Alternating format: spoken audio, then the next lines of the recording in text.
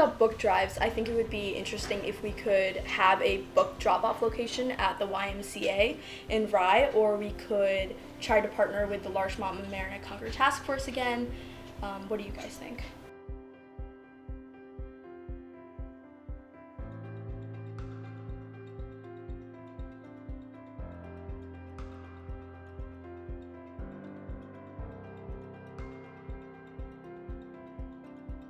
With the student-run organization, Altruism, the students have a lot more autonomy and control over everything. You're leading this organization, you're directing all the events, rather than relying on a teacher or an advisor or an adult who would take the place typically and do that for you. So when the students from Altruism first contacted me, I actually didn't know they were in high school. Which is kind of neat, right? So they reached out and they wanted to see how altruism and what school could connect. And in that discussion, it became clear that what they were doing, we needed to feature. Because what they're doing is an amazing example of students driving their own learning. Yes, we have partnered once before with a task force. Basically, we brought a bunch of books to one of their fresh food markets, and we were able to hand out books to the people that came to that food market, and it was a really nice collaborative event.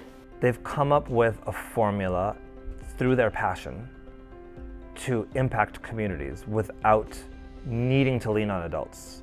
They're doing something on their own as students, not connected to an educational infrastructure. By design, they don't have an adult sponsor. By design, they're not embedded formally in a school. And it's a really good experience to be immersed with those leadership roles and kind of taking power into your own hands and doing good with it.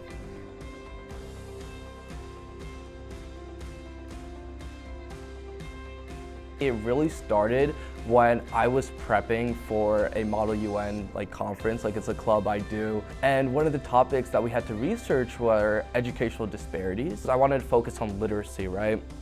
Literacy, and specifically spreading reading material to these third world countries.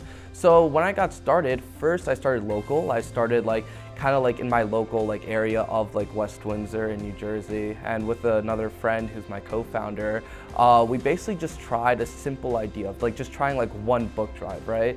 And then that one book drive slowly progressed, and then we started to be hey, if we have this impact in this one local town, right? How can we spread it even more, right? I think a big advantage to doing an international book drive is that there are kids outside of the US that we're able to help. I know there's so many third world countries, developing countries that really need these resources, and I think that that's what we're all about.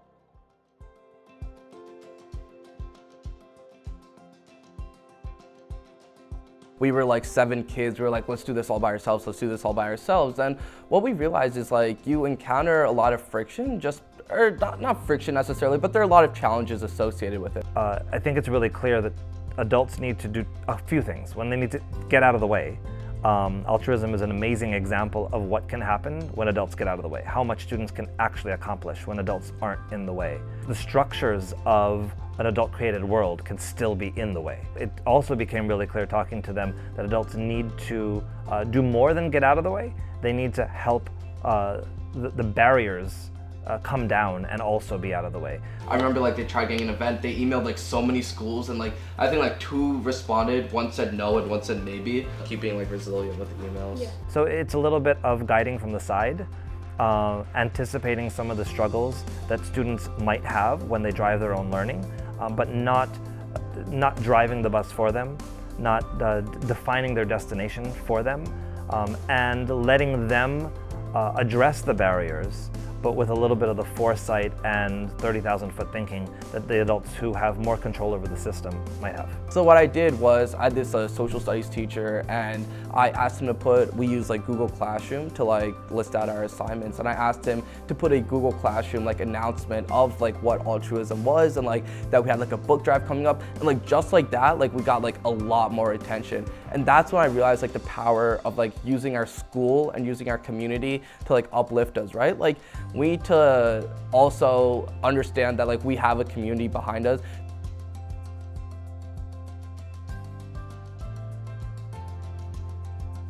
These are 3 letters that everyone tells you, but you never really take into account, right? And just try. Like, trying is like, you're not gonna get penalized if it doesn't work out, right? But the thing is, if you don't try something in the future, looking back on it, there's no point in regretting it, right? Because you can't take time back, like time keeps on going. Yeah, so let's talk about the New York Public Library. We're trying to get in contact with them right now, and they have multiple branches all throughout New York. We're not gonna get in contact with the main one, as their events seem a little too formal, but specifically we're gonna try to work with the 53rd Street branch. Trying just helped me a lot, just in various other aspects of my life too, because I've started another service like before Altruism called Empower, and it completely failed. Like it was like a tutoring service that I tried to do in like my local community, and like it just didn't work out. Like the marketing wasn't there, like we weren't pitching well. But I'm so glad I tried, because that laid the foundation for how I led with Altruism, and that led the foundation for the mindset that I had with Altruism. And let's say I never had Empower like in my belt, then I don't know if Altruism would have been like what it was. The wherewithal that comes with failing multiple times is obviously in itself its own learning. One of the reasons educators hesitate to make this kind of space for students and not give them a question and part of an answer is, in the end, students might not come up with an answer. Their answer might not work. For the Altruism students, they might try to host an event that no one shows up to, or that they can't actually do. And that, I think what the students at Altruism has found, and what I found, is that learning is even more powerful than activating an answer that you've been given. So what's one way we could tackle this issue of marketing? I think you brought up a good point that we have 322 followers on Instagram, but I think maybe overall we just have to be more active on it. Because even if the followers are there, if we're not active. True.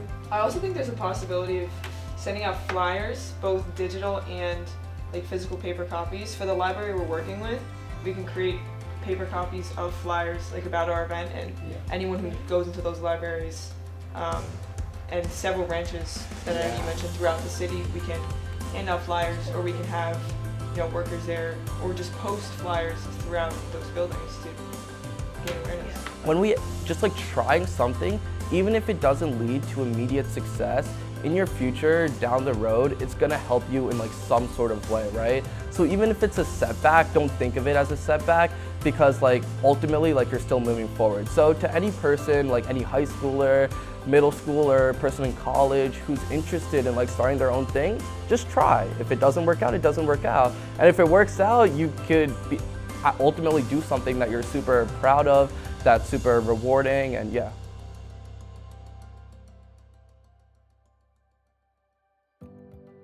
I'd just like to take the moment to emphasize how much of an impact a teacher has on a student's life. Having student-led, or just having an environment where teachers will like enhance students' ability to just explore themselves and their potential is just really freeing, and I think it can have like very long-term benefits on their ability to like articulate themselves and just be a part of their community and help out.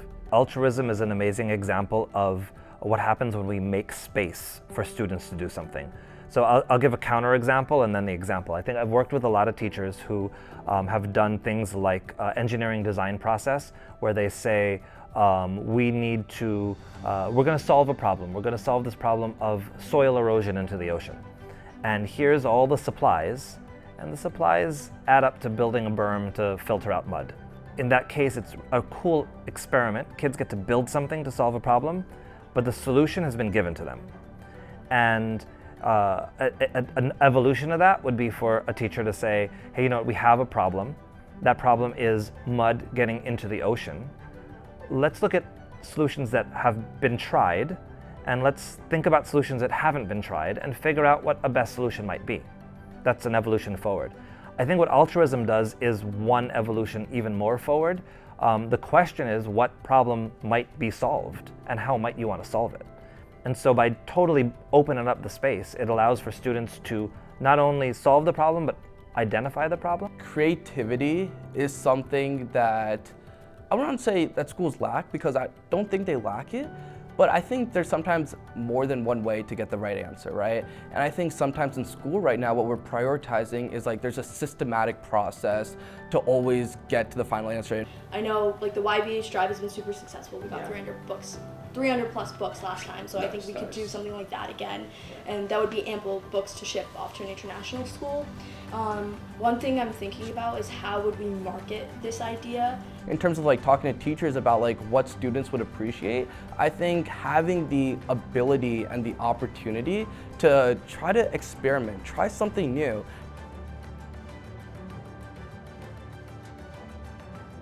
One of the things we know and we've seen across multiple school settings and what teachers have told us is that purpose is one of the keys.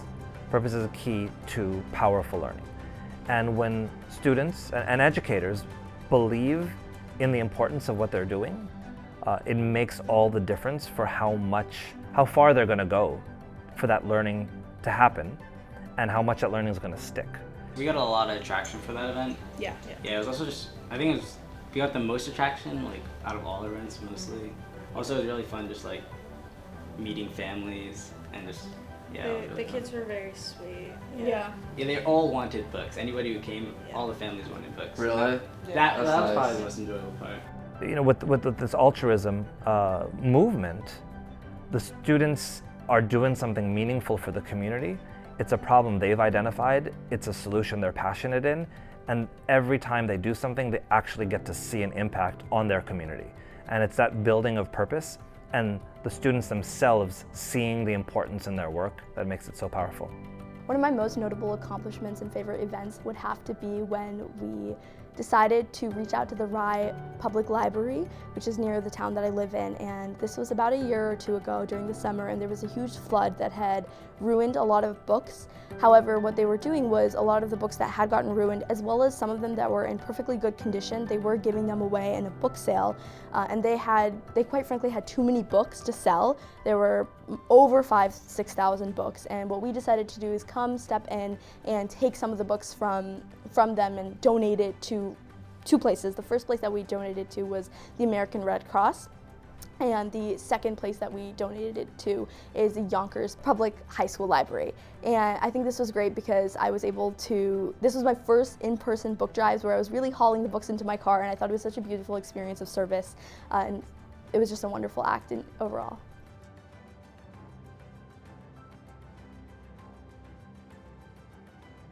The first skill that I believe I have learned by starting this chapter is persistence. I think being persistent is something that has really shown over time from starting my chapter to now. Being persistent means not only having the chapter being present, but it also means working hard to keep growing and expanding it and getting used to hearing no sometimes. When I hear no, it does not mean to stop. It means to keep trying and give it another shot. And that's proved to be very, very helpful for me because I'm able to be where I am today with my whole organization. Okay, certainly empathy. Overall communication between me and my group mates and a very diverse group of people I've been able to interact with, form relationships with, speak with, and it's made me a much more I want to say outgoing person. My dad always says this is like, just because you have an idea, it's not enough, right? Like you actually need to execute on it. Like just because like it's nice on like a board to like write like what you want to do, but like then when it comes time to doing it, like can you actually do it, right? And like that's an idea that didn't really stick into like my head until after like I started my work with Altruism. This idea that like we really need to execute on like what we say we're gonna do. Like if we say like we're gonna have a book drive on this date, like we need to make sure we get there. Sometimes like we'll have a great meeting, it'll go super well, and then we go home and then the next day like you forget like bits and pieces of it, right? So maybe having like a shared doc where like you highlight the specific things you've accomplished in each meeting, and then you know specifically like what to follow up on. Schoolers, and the biggest thing is like developing a culture where like people actually enjoy like working with Altruism. People actually look forward to coming to meetings and like participating in events and stuff like that. It's just like a good community because everyone's very supportive of just like each other's ideas, and we all just are very like hardworking people that like, you know, and it's very nice to have like-minded people do like-minded things.